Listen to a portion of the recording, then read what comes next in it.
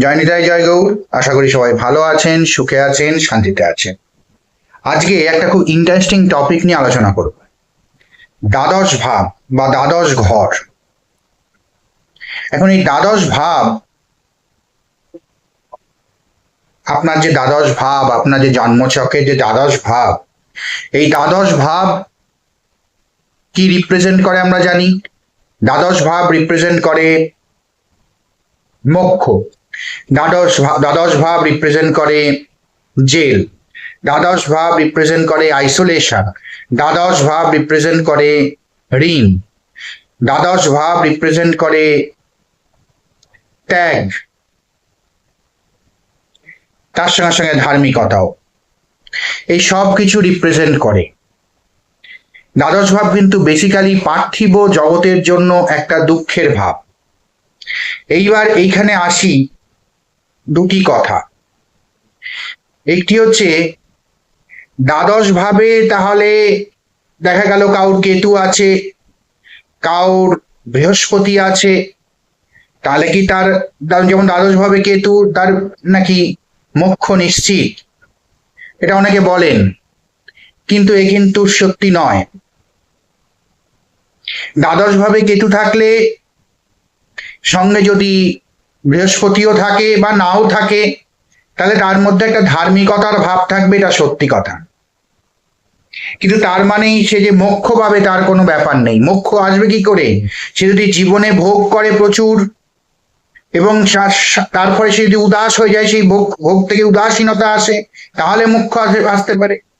নয়তো সে জীবনে কিছুই পেল না, সারা জীবন চেষ্টা করে গেল, জীবন সায়নে গিয়ে তখন তার মোক্ষ ভাব আসবে।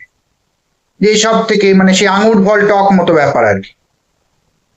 মোক্ষ হচ্ছে একটা ভাব। মোক্ষ কি? একটা ভাব। এমন একটা ভাব যখন সে ভাবলেশহীন হয়ে যাচ্ছে, উদাস হয়ে যাচ্ছে, উদাসীন হয়ে যাচ্ছে, কোনো কিছু পাওয়া না পাওয়া, কোনো কিছু চাওয়া না চাওয়ার ঊর্ধ্বে সে চলে যাচ্ছে, সেটাই হচ্ছে মোক্ষ। প্রত্যেক জীবের মৃত্যুর আগে মোক্ষ আসে, তাহলে সে মরবে না, হ্যাঁ, তার মৃত্যু আসবে না। এখন ধরুন কারোর দ্বাদশে কেতু রয়েছে, একটা সিচুয়েশন বলছি, কারোর দ্বাদশে কেতু রয়েছে, তার দ্বাদশপতি দ্বিতীয় ভাবে বসে আছে। এখানে কিন্তু এই দ্বাদশপতির একটা বিশাল ভূমিকা আছে, সবসময় মনে রাখতে হবে। দ্বাদশ ভাব যে গ্রহ বসে আছে তার তো প্রভাব আছেই, কিন্তু মেন ভূমিকা আমার যতটুকু জ্ঞান আছে সেই অনুযায়ী আমার মনে হয় মেন ভূমিকা এখানে হচ্ছে ভাবের যে অধিপতি তারই হয়, যে কোনো ভাবের অধিপতি।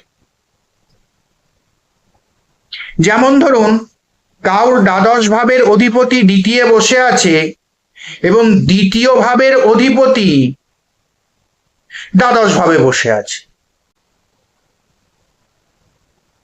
এবার দেখুন কিরম হবে তার জীবন। তার জীবনে ওই দ্বাদশ ভাবের অধিপতির যখন যদি কোনো মহাদশা আসে, যদি আসে, তাহলে তাকে রোগ, ঋণ, রিপু, জেলখানা এই দিকে নিয়ে যাওয়ার একটা বেস তৈরি করবে সেই দশাতে। সেই দশাতে কিন্তু সে রোগ, ঋণ, রিপু, জেলখানায় যাবে না, একটা বেস তৈরি হবে। এবার যখন ওই দ্বাদশ ভাবে যে গ্রহটি বসে আছে, এই গ্রহের যদি দশা যদি আসে, তাহলে নিশ্চিত রূপে জেনে রাখুন ওই যে বেসটা তৈরি হয়েছে তার ফল তখন ওইখানে গিয়ে পাবে। তখন সে পাবে হচ্ছে ফলটা, তখন সে ওই ঋণ শোধ করতে হবে তাকে, তার তখন জেল হবে, তার তখন রোগে জর্জরিত হসপিটালাইজ হতে হবে, এবং এত বেশি এই যন্ত্রণাগুলো নিয়ে সে ভুগবে যে সে সবকিছুতে উদাস হয়ে যাবে। এবার ধরুন একটা সিচুয়েশন বলি, কারোর দ্বাদশ ভাবে কেতু রয়েছে, দ্বাদশপতি দ্বিতীয় বসে আছে। এবার ধরুন দ্বাদশপতির যে দশা, মহাদশা, সেটা সে জীবনে পেয়েছে। সে ধরুন ঋণে জর্জরিত হয়ে গিয়েছে, ওই দশায় সে বেহীন তাহা খরচ করেছে,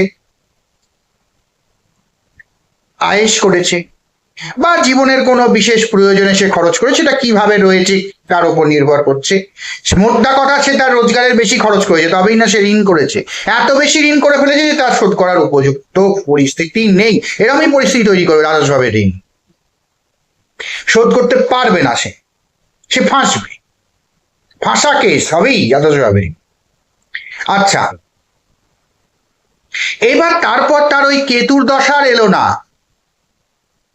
তারপর তার হয়তো দেখা গেল রাহুর দশা এলো। ধরুন তার রাহুর মহাদশা এলো। আমি এটা, যারা জ্যোতিষী জানেন তারা বুঝতে পারছেন কি ধরনের, কার পর কি দশা আসতে পারে। ধরুন রাহুর মহাদশা এলো কোনো এক সময়, বা তার পরে পরে খানিক পরে হয়তো রাহুর মহাদশা। এবার কি হবে? সে কি মোক্ষ পাবে? জীবনে না, কখনোই পাবে না। ওই 18 বছরের রাহুর মহাদশায় সে একটা অন্য মানুষে পরিণত হবে। হয়তো তার ওই ঋণের জন্য তার বাড়ি ঘর সম্পত্তি বিক্রি হয়ে যাবে, হয়তো তার ওই ঋণের জন্য তার হয়তো জেল খাটতে হতে পারে। আমি ঋণের কথাই বলেছি, রোগের হলে অন্যরকম। কিন্তু সেই যে টাইমটা যাবে ওর জীবনের, হয়তো 4-5 বছর, রাহু রাহু 2-2.5 বছরের সময়টা প্রথম দিকে, এই টাইমটার মধ্যে তার একটা ট্রান্সফরমেশন হবে।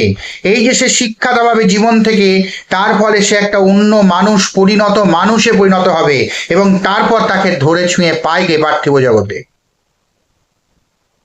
সে যদি 5 টাকার জন্য যদি তার যদি জামা কাপড় খুলে বিক্রি করে দিতে হয়, তাহলে সে 5 কোটি টাকার মালিক হবে, যদি রাহু যদি ষষ্ঠ ভাবে যদি ভালোভাবে যদি বসে থাকে, হবেই।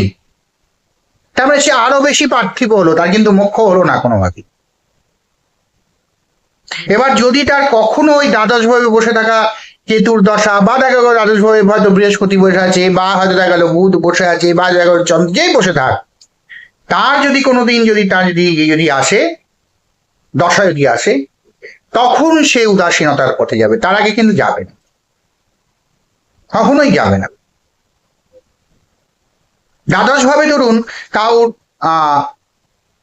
চন্দ্র বৃহস্পতি একসঙ্গে বসে আছে, তাহলে সে প্রবল ধার্মিক হবে। সে ধর্ম কাজে প্রয়োজনে নিজের পরনের জামা কাপড়টাও বিক্রি করে দিয়ে দেবে, এরম ধার্মিক হবে। এবং জীবনের অন্তে এসে তার অনুসারী তৈরি হবে, মানে তাকে অনুসরণ করবে। মানে হয় না বড় বড় মহাপুরুষকে অনুসরণ করে, সেরকম তার মতন অতটা না হলেও অন্তত 2-4টে তাকে গাইড করে নিয়ে চলার মতন লোক তৈরি হবে, যারা তাকে সামলাবে। তার তখন পার্থিব জগতের প্রতি সকল চলে যাবে। যদি তার জীবনে চন্দ্র বৃহস্পতির দশা আছে, তাহলে সে শেষ জীবন তার বৃহস্পতি বা চন্দ্রের দশাতে কাটবে, যে বয়স আসছে তার উপর নির্ভর করছে। যদি বৃহস্পতির দশা আছে, তাহলে বৃহস্পতির দশায় তার শেষ জীবন আসবে, জীবনের অন্ত হবে তার বৃহস্পতির দশায়।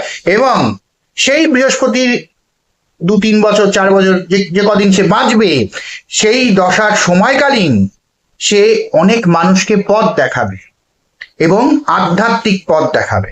এটা মিলিয়ে নেবেন, হবে। দ্বাদশ ঘরে গ্রহ বসে থাকলেই হয় না, তার দশাগুলো আসতে হবে। এবং দ্বাদশ ঘর অ্যাক্টিভেট তখনই হবে যখন দ্বাদশ ঘরের অধিপতির দশা আসবে, না হলে অ্যাক্টিভিটি হবে না। যদি দশা যদি না আসে, অ্যাক্টিভিটি হবে না দ্বাদশ ঘর। আপনার দ্বাদশ ঘরে যতই গ্রহ বসে থাক, কিছুই লাভ নেই। তার মানে কি, দ্বাদশ ঘরের যে গ্রহগুলোর দশা আসার আগে দ্বাদশ ঘরের অধিপতির দশা আসতে হবে, তবে দ্বাদশ ঘর অ্যাক্টিভেট হবে। এবং তারপর যখন ওই দশাগুলো যখন আসবে, তখন তার মোক্ষের দিকে যাওয়ার প্রবণতা আসবে। আর মোক্ষ মানে, আগে আমি বলেছি, মোক্ষ মানে একটা মেন্টাল স্টেট অফ মাইন্ড, যেখানে সে সবকিছুর প্রতি উদাসীন হয়, সব পরিস্থিতির সঙ্গে যে মোক্ষ লাভ করেছে সে সকল পরিস্থিতির সঙ্গে মানিয়ে চলতে পারে, কোনো পরিস্থিতিতেই সে বিরক্ত হবে না, তখন তার কিছু যাই আসে না কিরম পরিস্থিতিতে। সে মাতালের সঙ্গে মদ খেতে পারবে বসে, আবার সে ভজনালয়ে গিয়ে ভজনও করতে পারবে, নিশ্চিন্তে করতে পারবে। তাকে কেউ অপমান করলো, তাকে কেউ মান দিল, তাতে তার কিচ্ছু যায় আসবে না। That is the state of mind. এটাই হচ্ছে মোক্ষ। ভালো থাকবেন সবাই। জানি তাই, জয় গৌর।